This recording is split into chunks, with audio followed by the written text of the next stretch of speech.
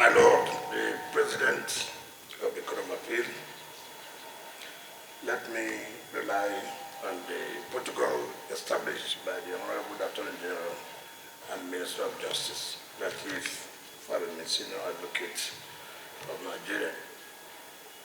My Lord, it is with immense pleasure and a deep sense of commitment that I extend the warmest felicitations of the Federal Capital Territory Administration to all of you on this special occasion, marking the formal commencement of the 2025-2026 legal year of the Court of Appeal.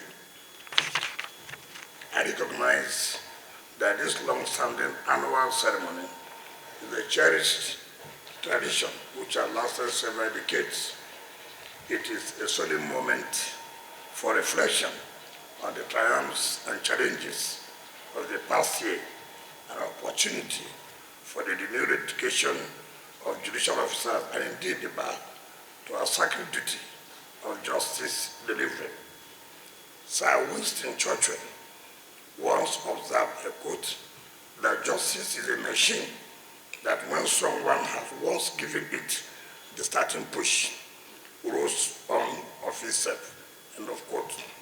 His words capture both the autonomy of the judicial process and the Herculean responsibility society bears to ensure that this machine is properly built, maintained, and protected from undue interference. It is against this background that Mr. President has recognized that a strong, independent, and efficient judiciary is indispensable to the peace and stability of our great nation. In the past 12 months, we have executed several projects and initiatives aimed at providing a more conducive environment for judicial officers and administration of justice. Most of them are matter of public knowledge, but I list the following few projects: residential infrastructure development, flagging off and commencing the construction of secure and befitting residential quarters for heads of courts within their city, a project specifically designed to enhance the security and operational independence of our judicial officers.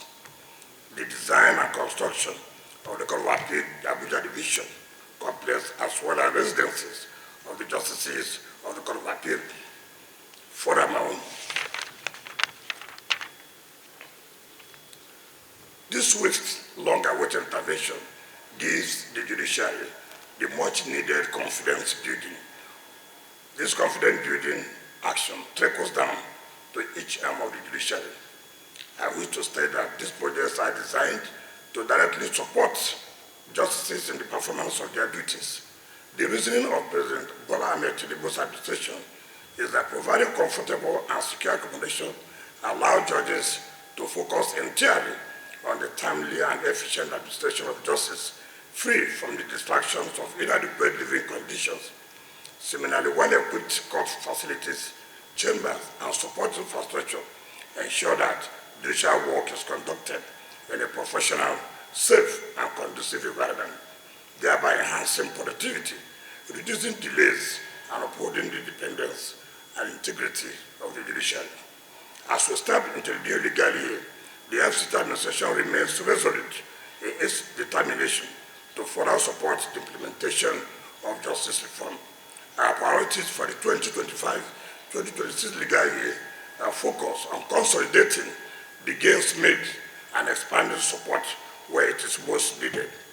We will aggressively push for the timely completion of the new residential quarter for the heads of courts and the justices of the Court of Appeal.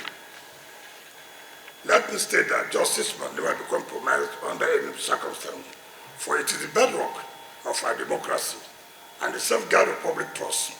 It is the responsibility of all stakeholders, judges, legal practitioners, government agencies, and citizens alike to work collaboratively to strengthen and improve our judicial system. I am confident that the commencement of this 2025-2026 legal year will herald a period of unprecedented success, wisdom, and efficiency in the Court of Appeal.